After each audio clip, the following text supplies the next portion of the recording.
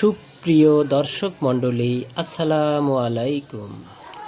আজ আমি আপনাদের সামনে যে ভিডিওটি নিয়ে উপস্থিত হয়েছি তা হচ্ছে বৃহত্তম নোয়াখালী জেলার সুবর্ণচর উপজেলার গাংচিল নামক গ্রামে বাতেন মার্কেটের কাছে বিশাল এলাকা জুড়ে এই সিম বাগান।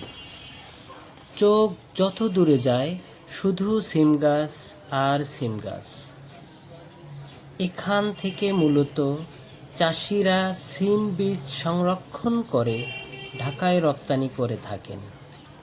সিমগুলি খেতে অত্যন্ত সুস্বাদু এবং সুন্দর।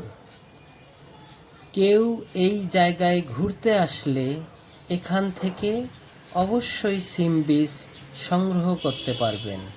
ধন্যবাদ।